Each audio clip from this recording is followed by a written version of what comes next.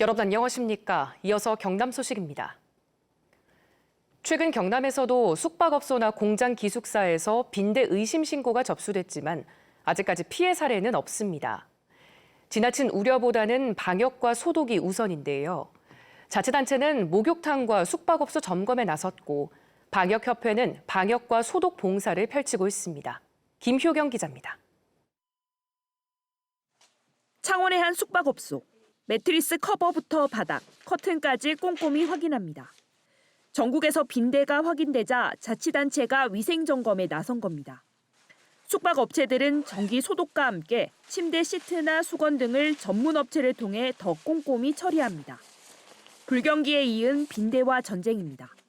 한 번 손님 쓴 거는 다 세탁을 다 나가버리니까 그 고온 건조도 좀 시간을 좀 더 늘려주려 했고 40분 할 걸 50분을 올린다든가. 경상남도와 각 시군도 다음 달 8일까지 빈대 긴급 점검에 나섰습니다. 점검 대상은 목욕장과 숙박업소 등 3,700여 곳. 빈대가 살기 쉬운 침구 등을 불특정 다수가 함께 쓰는 곳으로 빈대 확산 우려가 큰 시설입니다. 매월 1회 이상 소독 실시 여부, 빈대 서식이 취약한 매트리스 주변을 중점 점검하고 있습니다. 자율 점검표를 배부하여 방역업체들로 구성된 시군 방역협회도 자원봉사로 빈대 퇴치에 팔을 걷어붙였습니다. 하루 수십 명이 거쳐가는 다중이용시설 의자는 틈새 하나도 빠뜨리지 않고 진공청소기로 꼼꼼히 청소한 뒤 고온 살균까지 진행합니다. 봉사가 필요한 곳에는 저희가 선제적으로 선점해서 방역 예방 및 특히 해충이 발생 시에도 적극적으로 대응팀을 꾸려서 질병관리청은 열에 취약한 빈대는 50도 이상 고온에 노출시켜야 한다며 빈대가 확인된 옷이나 침구 등은 건조기에서 30분 이상 고온 살균하고 매트리스나 가구 틈에는 진공청소기로 빈대나 빈대알을 먼저 제거한 뒤 스팀 청소기나 드라이어로 열 처리해야 한다고 안내했습니다. KBS 뉴스 김효경입니다. 비상장 주식에 투자하면 큰 돈을 벌 수 있다고 속여 수억 원을 가로챈 일당이 경찰에 붙잡혔습니다. 확인된 피해자만 15명, 피해 금액은 5억 8천여만 원에 달합니다. 보도에 김민지 기자입니다. 세무회계사무소 간판을 단 사무실에 경찰이 들이닥칩니다. 경찰은 여러 대의 노트북과 PC한 저작물을 일일이 확인하며 범행 증거물을 압수합니다. 이게 이건 뭐야? 이 두 개는 요거고.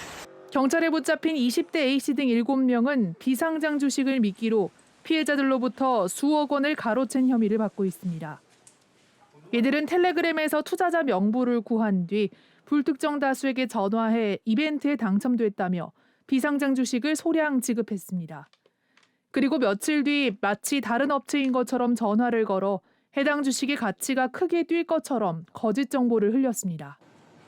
이들은 주당 1,000원에서 2,000원에 거래되는 주식을 곧 기업 공개가 될 것처럼 속여 최대 10배나 비싼 값에 팔았고 피해자들이 돈을 입금하면 연락을 끊었습니다. 피해자들이 주식을 다시 팔려고 하면 매입에 최소 단위가 있다고 속여 되팔지 못하게 했습니다. 5주도 팔 수 있는가 싶어서 전화를 했더니 최소 100주부터 자기들이 매입을 한다 이래가지고 경찰은 이들이 범행 한 달 전부터 경남 창원의 한 사무실을 빌려 역할 분담을 하는 등 치밀하게 사기 행각을 벌인 것으로 보고 있습니다. 비상장 주식을 실제로 피해자들한테 주었기 때문에 피해자들은 믿을 수밖에 없었습니다. 피해자들은 비상장 주식을 확인할 방법도 잘 몰랐기 때문에 경찰은 고수익을 미끼로 주식 대량 구매를 유도하는 경우 주식 사기를 의심하라고 당부했습니다. KBS 뉴스 김민지입니다. 최근 습지 보호 지역으로 지정된 사천 광포만 인근 산업단지에 폐기물 처리장 추진 문제가 다시 논란이 되고 있습니다. 사천시는 지난 6월 이미 한 차례 불허 입장을 밝혔지만 산업단지 시공사가 배터리 재활용 단지 추진 입장을 밝혀 찬반 갈등이 고조되고 있습니다. 보도에 박기원 기자입니다. 축구장 35개 크기로 조성 중인 사천대진 일반산업단지. 이 산단 시행자가 폐기물 처리 업종 유치를 추진하자 사천시는 지난 6월 허가하지 않겠다는 입장을 밝혔습니다. 대규모 매립장이 필요 없고 광포만에 악영향을 준다는 이유였습니다. 하지만 불과 5달 만에 시행자 대신 시공사가 전면에 나서 사업 재추진 의사를 내비쳤습니다. SK에코플랜트 측은 최근 주민설명회에서 2차 전지를 재활용하는 폐배터리 재활용 단지를 만들겠다고 밝혔습니다. 하루 200톤이던 소각시설 용량은 절반으로 매립시설은 16%가량 줄이고 산단터를 SK가 모두 운영하겠다는 계획입니다. 중금속 추출 과정의 환경오염과 매립장 침출수는 기술적으로 해결하겠다고 했습니다. 가능성이 있다고 생각을 해주신다고 하면 한단의 사업 계획을 변경하는 절차를 밟을 거고요. 환경단체는 매립장과 소각시설을 그대로 둔 사업 계획 변경은 산단 전체를 폐기물 처리장으로 쓰기 위한 꼼수라고 지적합니다. 또 폐배터리 분해 과정에서 환경오염도 우려된다고 주장했습니다.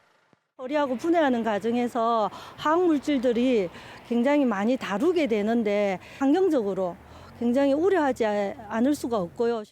관건은 사천시의 허가 여부입니다.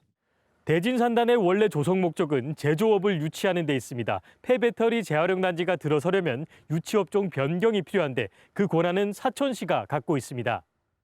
사천시는 업체로부터 업종 변경 신청서가 들어오면 주민 여론을 고려해 최종 결정하겠다고 밝혀 사천시의 결정이 다시 주목됩니다.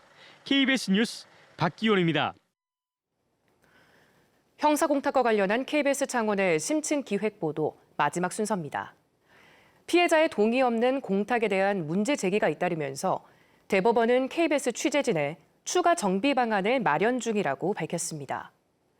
국회에서도 범죄 피해자의 피해 회복이라는 제도 취지를 살리기 위한 법 개정 논의가 이어지고 있습니다. 김소영 기자가 보도합니다. 법제사법위원회의 수정안 대로 가결되었음을 선포합니다. 2020년 11월 통과된 공탁법 개정안. 최초 법안은 공탁관이 직접 피해자에게 공탁을 통지하도록 했지만 논의 과정에서 인터넷에 공고하는 방식으로 수정 가결됐습니다. 이후 제도 도입 1년, 선고가 임박해 이뤄진 이른바 기습 공탁이 남발됐고 피해 회복의 최종 결정권을 재판부만이 가지고 있다는 것 자체가 대상자를 완전히 배제시키는 돈 대신 엄벌을 원한다는 피해자의 요구는 결국 묵살됐습니다. 나는 도저히 회복할 수 없는 피해를 형사사법 정의의 실현으로서 보전받기를 원한다라고 했던 그 의지가 묵살될 수 있다. 대법원 양형위원회는 KBS의 질문에 답변을 통해 이 같은 지적을 무겁게 받아들인다고 밝혔습니다. 대법원은 공탁 관련 감경인자가 일선 재판에서 너무 쉽게 적용되고 있다는 비판을 알고 있으며 추가 정비 방안을 심의하고 양형 기준에 반영하겠다고 말했습니다. 관련 법 개정안 발의도 잇따릅니다. 법원이 7일 이내 피해자에게 공탁 사실을 직접 알리고 변론 종결 14일 전까지만 공탁을 할 수 있도록 해 기습 공탁을 막는 방안입니다. 하지만 재판부가 직접 피해자 의사를 확인하는 절차가 필요하다는 지적도 나옵니다. KBS의 판결문 분석 결과 형사공탁 특례 시행 뒤 56.4%에서 이른바 기습 공탁이 이뤄졌고 이 가운데 80.2%가 피해자 의사 등을 고려하지 않고 공탁을 피고인에게 양형상 유리한 요소로 참작했습니다. 가해자가 피해자의 용서를 받기 위해서 전반적으로 어떤 행동을 했는지 총체적으로 봐야 된다라고 말씀드리고 싶어요. 그것을 알 수 있는 가장 좋은 척도는 피해자 본인에게 직접 물어보는 겁니다. 범죄 피해자의 피해 회복이 자발적 의사에서 시작될 수 있게 해달라. 용서의 권리를 빼앗긴 피해자들의 간절한 요구입니다. KBS 뉴스 김소영입니다. 수능 예비 소집일인 오늘은 어제보다 기온이 오르겠습니다. 볼에 닿는 공기가 한결 부드러워지겠는데요. 현재 기온 창원이 6도, 밀양이 2도를 보이는 등 어제 같은 시각보다 조금 높게 출발하고 있고요. 한낮에는 대부분 지역에서 15도 안팎을 보이면서 예년 수준을 회복하겠습니다. 수능일인 내일은 창원의 아침 기온이 5도를 보이면서 수능일 한파는 없겠고요. 오후부터는 비 소식과 함께 낮 기온이 13도에 그치는 등 오늘보다 조금 낮겠습니다. 다만 비구름이 빠르게 이동하면서 비의 양이 많지는 않겠는데요. 예상되는 강수량은 5에서 30mm 정도입니다. 오늘 우리 지역의 하늘 맑게 드러나겠습니다. 다만 해안가를 중심으로는 대기가 무척 건조하겠는데요. 각종 화재 사고에 유의해 주셔야겠습니다.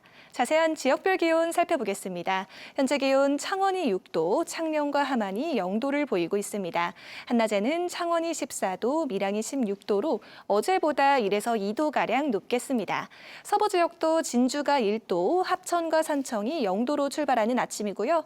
한낮에는 진주가 15도, 거창 14도 예상됩니다. 바다의 물결은 먼바다를 중심으로 최고 2m로 비교적 잔잔하게 일겠습니다. 비가 그치고 난 뒤 기온이 잠시 낮아졌다가 휴일인 일요일부터는 다시 예년 수준을 되찾겠습니다. 날씨였습니다. 오늘 새벽 4시 20분쯤 함안군 함안면 한 양돈장에서 불이 나 2시간여 만에 진화됐습니다. 이 불로 축사 15개 동 가운데 3개 동이 불에 타고 돼지 400여 마리가 폐사했습니다. 소방당국은 정확한 화재 원인과 피해 규모를 파악하고 있습니다.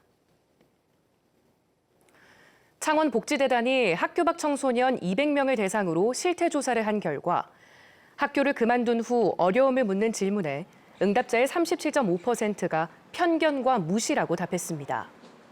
또 진로 찾기 어려움과 혼자라는 불안이 각각 27.5%, 21.5%로 뒤를 이었습니다. 창원 지역 학교 밖 청소년은 2021년 기준 5,900여 명으로 추정됩니다.